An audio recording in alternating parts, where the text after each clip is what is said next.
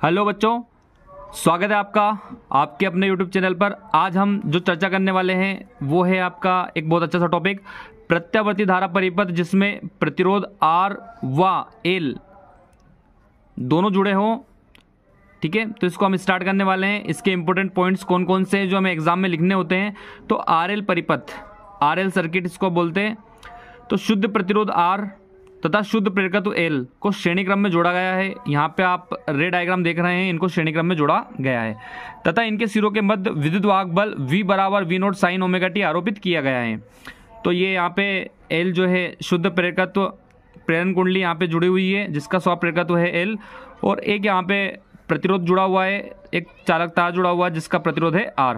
इनके सिरों पर विभवांतर VL और VR है, और इनके सिरों पर जो ये दोनों जब श्रेणी क्रम में जोड़े गए हैं तो V बराबर V0 साइन ओमेगा टी इन पे आरोपित किया गया है। आगे हम देखते हैं, माना किसी क्षण धारा I के कारण प्रेरकत्व L के सिरों पर उत्पन्न विभवांतर। तो L के सिरों पर जो विभवांतर उत्पन्न होगा उसका नाम होगा IXL। ये हमने ओम के नियम से लिखा है। ठीक है, यहाँ से आप XL की वैल्यू जब रखेंगे तो XL होता है ओमेगा L के इक्वल, तो यहाँ पे VL इक्वल्स टू हो जाएगा I ओमेगा L। इसी प्रकार से प्रतिरोध R के सिरों पर उत्पन्न विभवांतर VR बराबर हो जाएगा यहाँ पे IR। ये भी ओम के नियम से हमको यहाँ पे लिख लेना है। नेक्स्ट हम देखते हैं,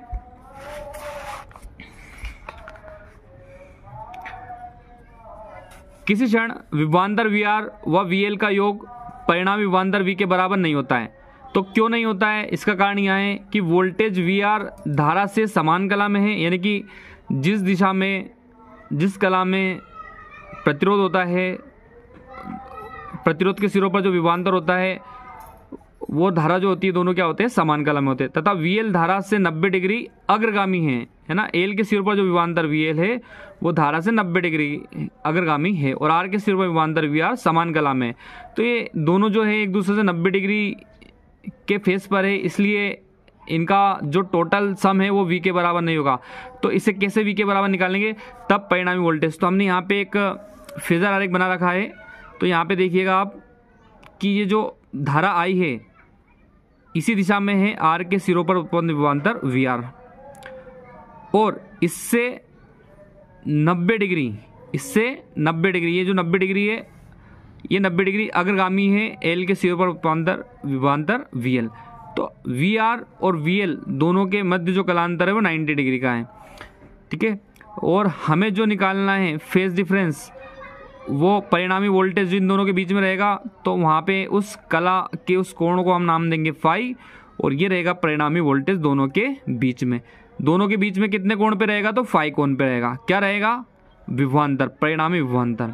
ठीक है, तो यहाँ पे आप एक फॉर्मूला लगाइए इस ट्राइंगल में। इस ट्राइंगल में हम एक फॉर्मूला लगा देंगे कि कर्ण का वर्ग बराबर लंब का वर्ग प्लस आधार का वर्ग। तो कर्ण हो जाएगा V, आधार हो जाएगा VR, और लंब हो जाएगा VL। तो हमने ये लिखा है यहाँ पे V स्क्वायर बराबर VR square plus VL square. V square बराबर, अब VR स्क्वायर को आप ओम के नियम से लिख दीजिए I और R, तो I square R square plus VL को भी हम यहाँ पे लिख देते हैं I स्क्वायर प्लस XL का स्क्वायर।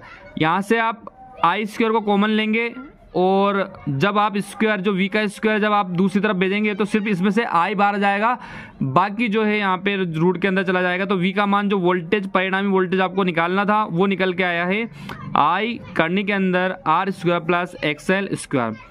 यहाँ से आप चाहे तो V बटा I निकाल लीजिए। तो V बटा I यहाँ पे क्या हो जाएगा, वो जाएगा रूट के अंदर R square plus omega square L square. अब ये जो V बटा I है ये अगर हम ओम के नियम से देखें तो प्रतिरोध के बराबर है, R के बराबर। तो यहाँ पे आप लिख सकते हैं उपयुक्त राशि को R व L के कारण परिपथ की प्रतिबाधा कहते हैं तथा Z RL से प्रदर्शित करते हैं। ठीक है, हम नेक्स्ट पेज पे चलते हैं। अब देखिए परिपथ की प्रतिबाधा, तो जो V बटे I आया था उसी को हमने लिख दिया Z, इसके बेसिस में RL बराबर R square plus omega square L square. ये निकल गई परिपथ की प्रतिबाधा। अब बात करते हैं कलांतर। तो कलांतर आपको निकालना tan फाई, यानी कि लंब बटे आधार।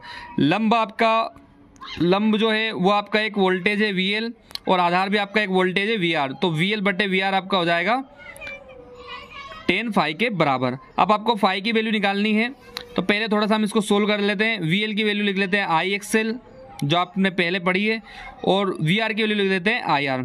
यहाँ से आई से आई कैंसिल होने के बाद बचेगा एक्सएल डिवाइड बाई आर। अब एक्सएल को हमने लिख दिया यहाँ पे ओमेगा एल, ठीक है। एक्सएल किसके बराबर है, ओमेगा एल के।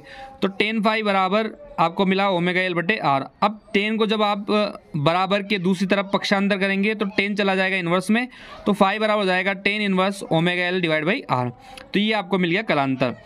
अब धारा का समीकरण की बात करते हैं। तो धारा का समीकरण आपने देखा ही है, प्रत्यावर्ती धारा को निम्न समीकरण द्वारा प्रदर्शित किया जाता है।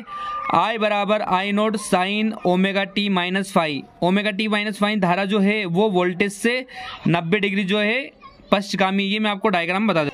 तो आप डायग्राम में देख रहे हैं कि यहाँ पे धारा जो है वो VL वोल्टेज से 90 डिग्री पश्चगामी, यानी कि यहाँ पे लीड कौन कर रहा है, वोल्टेज लीड कर रहा है, और लेग कौन कर रहा है, लेग कर रहा है यहाँ पे करंट, इसलिए ये 90 डिग्री क्या है, पश्चगामी। तो इस तरीके से हमारा समीकरण जो रहेगा ओमेगा टी माइनस फाई आई के लिए, क्योंकि आई जो है पश्चगामी है।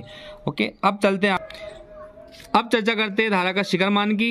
तो आई नोट बराबर V naught by Z. I naught जो होता है धारा का शिखर मान, वी नोट जो है वोल्टेज का शिखर मान, और जेड जो है यहाँ पे प्रतिबाधा है। तो जेड की वैल्यू आपको रख देनी है, जेड की वैल्यू आप रख दोगे यहाँ पे। तो ये वैल्यू आप निकाल चुके हैं, ये वैल्यू यहाँ पे पुट कर दीजिए आप। जो है परिपथ की प्रतिबाधा आपको रख देनी है और आपका आंसर आ जाएगा, ठीक है। तो इस तरीके से यहाँ पे जो है आपका क्वेश्चन खत्म होता है, और मिलते हैं अगले वीडियो में। तब तक के लिए जय हिंद, जय भारत, मुस्कुराते रहिए।